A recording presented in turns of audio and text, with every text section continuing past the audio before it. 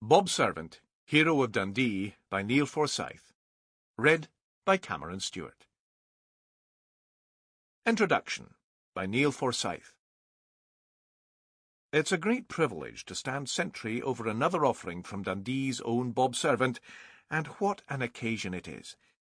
If you had suggested to me a few years ago that Bob would write his autobiography with my assistance, I would have been surprised. If you'd told me a few months ago, I would have been astonished, for the book you hold has been a labour of love.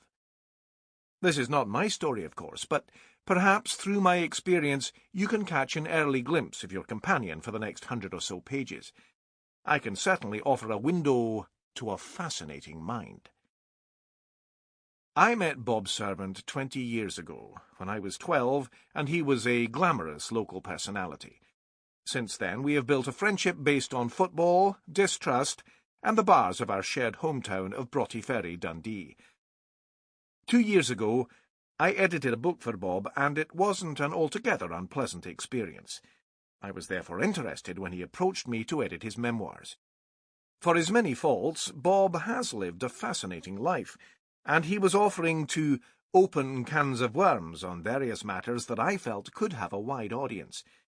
Dundee's cheeseburger wars of the 1980s, in which Bob played a dominant role, are often described by social commentators as the closest a British city has come to anarchy in modern history, while I felt Bob's knowledge of local government corruption could be a damning indictment on the traditional flaws of localised political control.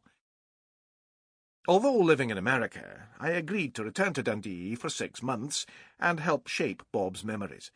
From there, we swiftly entered the realms of disaster. It must appear churlish for an autobiography's lowly editor to open a book by denigrating the book's subject, but it is hard for me to do otherwise when the horrors of the experience are so fresh in my mind. Editing a book is a demanding task at the best of times. When it is conducted against a backdrop of committed insanity, it becomes truly torturous. The initial problem was finding Bob. After greeting my arrival in Dundee with the promise of going at it hammer and tongs, we then began an exhausting cat-and-mouse existence. Ever since selling his cheeseburger van business, and before that his window-cleaning enterprise, for large, possibly untaxed sums, Bob has lived a life predictable only through commitment to whims and flights of fancy. Every day for weeks I'd spend long hours trying to track him down after another appointment went unmet.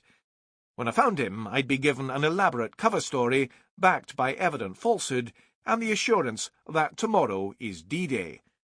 Footnote 1. Memorably, he once swore blind that he had not, as his neighbour Frank had told me, gone to the swimming baths, despite the fact that when I found him he was standing in the shallow end of the swimming baths. He told me that he was looking for someone, and so he hadn't actually gone to the swimming baths because he was looking for someone who might be there.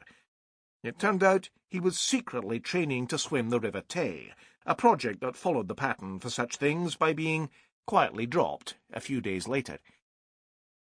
I realised with horror that the only way I could get the book finished was to move into Bob's house. I needed to move anyway. I'd been staying at my family home, but Bob had effortlessly managed to strain my relationship with my parents.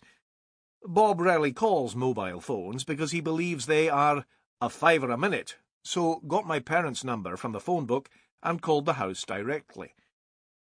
Unfortunately, Bob enjoys beginning phone calls to associates by impersonating a police officer reporting a misdemeanour.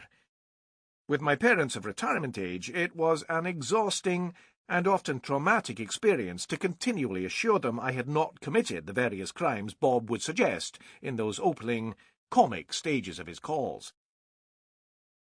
With immediate regret, I took up residence and ultimately refuge in Bob's spare room.